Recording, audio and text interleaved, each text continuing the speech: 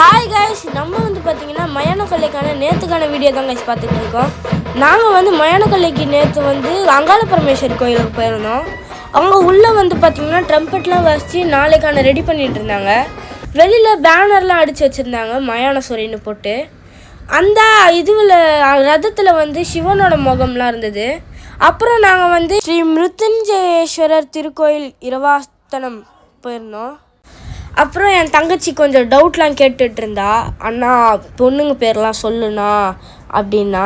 அவள் ஏதோ பேர் சொன்னால், நான் அவள் பேர் சொன்னேன்.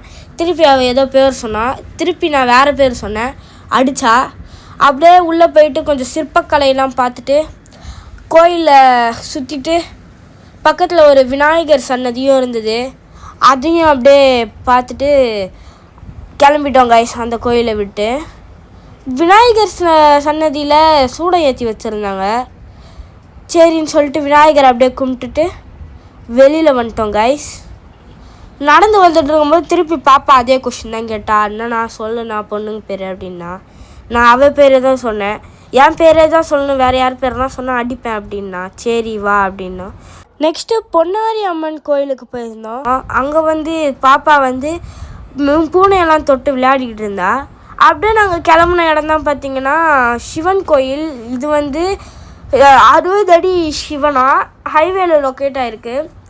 பெங்களூர் டு சென்னை ஹைவேல 60 அடி சிவனுக்கு கீழே தான் ஈசன் அந்த மாதிரி சில சாமிகளோட பேர்லாம் இருக்குது. இந்த 60 அடி சிவன் கோயில் லொக்கேட் ஆகிருக்க இடம் பார்த்திங்கன்னா சென்னை டு பெங்களூர் ஹைவேஸ் அந்த இதில் தான் லொக்கேட் ஆகிருக்கு. வெளியிலேயே ஒரு பேனர் இருக்கும். சிவனுக்கு முன்னாடி ஒரு நந்தி பெருசாக இருந்தார்.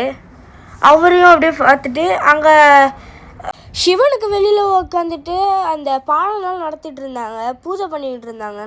சிவராத்திரிக்கான பூஜைலாம் பண்ணிகிட்டு இருந்தாங்க. அன்றைக்கி சிவராத்திரி நிறைய மந்திரம்லாம் சொல்லி படிச்சுட்டு இருந்தாங்க.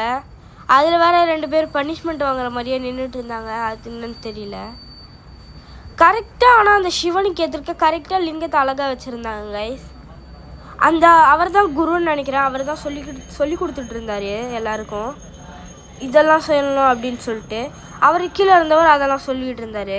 இதுதான் குபேரன், வாயு, வருணன், நைருதீன், யமன், அக்னி, இந்திரன், ஈசானன் அப்படின்ற சாமிகளோட பேர்லாம் இருந்தது. நடக்குது கால் என்னாச்சு? கம்பி கட்டுற கதையெல்லாம் எடுத்து போடுறாங்க. அப்படியே சரின்னு சொல்லிட்டு உபசனா ஹோட்டலுக்கு போய் சாப்பிட்டு வந்துட்டோம் கைஸ். வீட்டுக்கு வந்துட்டு பார்த்தோன்னே என் தங்கச்சி வீர சாகசம்லாம் பண்ணிகிட்டு இருந்தான்னு பாருங்கள். அவ்வளோதான் கைஸ். இந்த வீடியோ உங்களுக்கு பிடிச்சிருந்தா லைக் பண்ணுங்கள், ஷேர் பண்ணுங்கள், கமெண்ட் பண்ணுங்கள். மறக்காமல் உங்கள் ஃப்ரெண்ட்ஸுக்கெல்லாம் ஷேர் பண்ணி நம்ம சேனலில் சப்ஸ்கிரைப் பண்ண சொல்லுங்கள்.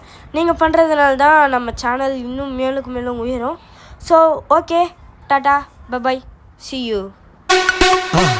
மறக்காம சர்ப்ரைஸ் பண்ணுங்க. தேங்க்யூ.